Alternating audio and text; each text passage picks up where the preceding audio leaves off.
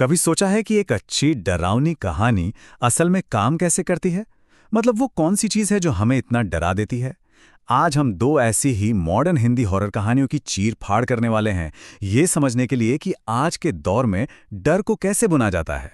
चलिए, शुरू करते हैं। कहानी की शुरुआत होती है इस एक लाइन से। सोचिए, एक कबूलनामा जो हमें सीधा एक ऐसी दुनिया में खींच लेता है जहां कुछ भी वैसा नहीं है जैसा दिख रहा है। ये एक हुक है जो हमें आगे की कहानी जानने पर मजबूर कर देता है। जानते हैं, अक्सर डरावनी कहानियों की सबसे डरावनी बात क्या होती है? वो शुरू होती हैं एक बिल्कुल नॉर्मल, साधारण दिन से। हमारी कहानियां भी दो ऐसे ही लोगों से शुरू होती हैं जिनकी जिंदगी में उस रात कुछ ऐसा होने वाला था जिसके लिए वो बिल्कुल भी तैयार नहीं थे।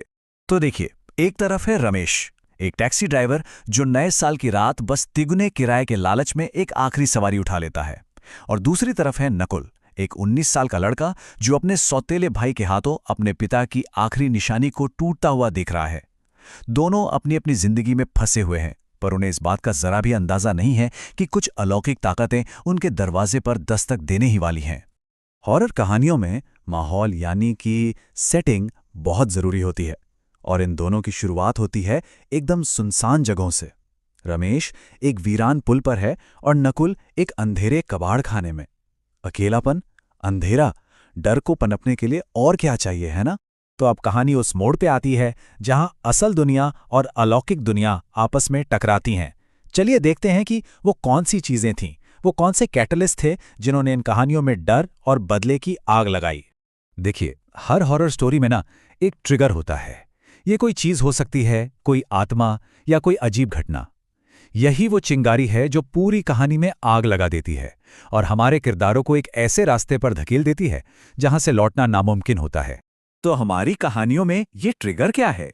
पहली कहानी में ये है एक आत्मा, एक रहस्यमयी पैसेंजर के रूप में। और दूसरी में एक पुराना शापित कैमरा जो कबाड़ खाने में मिलता है। एक जीती जागती आत्मा और दूसरी एक बेजान चीज। और यहीं यहीं हमें पहला इशारा मिलता है कि कुछ तो बहुत गड़बड़ है। रमेश का ये सवाल सिर्फ एक मजाक नहीं है, ये आने वाले खतरे की पहली घंटी है। एक बैग इतना भारी क्यों है? और नकुल की कहानी में तो कैमरे की ताकत पहली बार में ही सामने आ जाती है, एकदम बिजली की तरह। पहली ही तस्वीर उसके सौतेले भाई की भयानक मौत की भविष्यवाणी करती है और कुछ ही पलों में वो सच हो जाती है। मतलब ये कैमरा सिर्फ भविष्य नहीं दिखाता, ये मौत लिखता है। एक बार जब आप अलौकिक दुनिया में कदम रख देते हैं तो खेल के नियम बदल जाते हैं। अब कहानी आगे बढ़ती है, दाव ऊंचे होते जाते हैं और हर कदम की एक कीमत चुकानी पड़ती है। अब टेंशन कैसे बढ़ती है? दोनों कहानियों में इसका तरीका बिल्कुल अलग है। रमेश के लिए डर साइकोलॉजिकल है, उसकी रहस्यमयी सवारी उसे जो कहानियां सुनाती है उससे उसका दिमाग घूम जाता है। और नकुल के लिए, उसके लिए हर तस्वीर के साथ खतरा और उसका अंजाम दोनों बढ़ते जाते हैं। और बस यही वो पल है जब रमेश के पैरों तले जमीन खिसक जाती है। उसे एहसास होता है कि उसकी टैक्सी में कोई आम इंसान नहीं, बल्कि शायद एक कातिल बैठा है। अब ये सिर्फ एक सवारी नहीं रही, ये जिंदगी और मौत का सवाल बन गया है। नकुल के लिए तो ये कैमरा एक खतरनाक सौदा बन जाता है। पहली तस्वीर से वो बदला लेता है, अगली तस्वीर उसे लॉटरी जिताकर अमीर बना देती है, लेकिन फिर एक तस्वीर उसे खुद चोट पहुंचाती है। और आखिर में एक तस्वीर एक ऐसा राज खोलती है जिसकी उसने कभी कल्पना भी नहीं की थी। ये कैमरा हर तस्वीर के बदले एक कीमत वसूलता है। और अब हम आते हैं कहानी के सबसे बड़े मोड़ पर, वो पॉइंट जहां हमें पता चलता है कि जो हम अब तक सुन और देख रहे थे वो पूरा सच था ही नहीं। सच और झूठ के बीच की लकीर अब मिटने वाली है।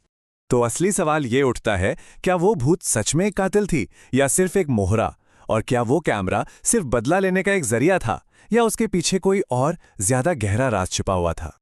और यही कहानी 180 डिग्री घूम जाती है। रमेश की पैसेंजर कातिल नहीं, बल्कि खुद शिकार थी। एक आत्मा जो अपने कातिल को पकड़वाने के लिए रमेश की मदद ले रही थी। और नकुल का कैमरा, वो सिर्फ बदला नहीं ले रहा था, वो न्याय की तलाश में था। उसका असली मकसद नकुल को उसके जिंदा पिता तक पहुंचाना था। दोनों ही अलौकिक ताकतें असल में न्याय का एक छिपा हुआ रूप थीं। इंस्पेक्टर का ये एक डायलॉग पूरी कहानी बदल देता है। रमेश एक मोहरा था, पर एक बड़ी साजिश में न्याय की तरफ से। और सबसे हैरान करने वाली बात, पुलिस को फोन खुद उस आत्मा ने किया था ताकि उसका कातिल पकड़ा जा सके। और दूसरी तरफ कैमरे का सच तो और भी ज्यादा खौफनाक था। ये सिर्फ बदले की कहानी नहीं थी, ये एक बेटे को उसके कैद पिता तक पहुंचाने की एक दर्दनाक यात्रा थी।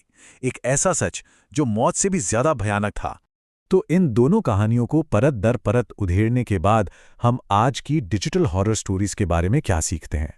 आखिर क्या है जो इन्हें सिर्फ डरावना नहीं बल्कि यादगार भी बनाता है? ये कहानियां इसलिए इतनी असरदार हैं क्योंकि ये पुराने फॉर्मूलों को नया मोड़ देती हैं।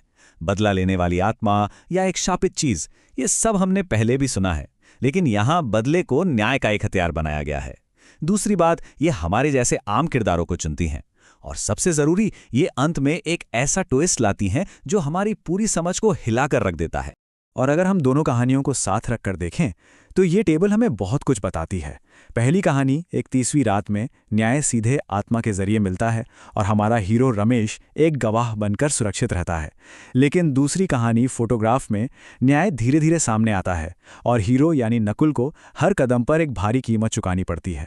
और आखिर में ये कहानियां हमें एक बहुत बड़े सवाल के साथ छोड़ जाती हैं। जब सच तक पहुंचने का एकमात्र रास्ता बदला ही हो तो क्या उसे न्याय कहा जा सकता है? इन दोनों कहानियों के केंद्र में यही नैतिक सवाल है जो इन्हें सिर्फ डरावना नहीं बल्कि सोचने पर मजबूर भी करता है।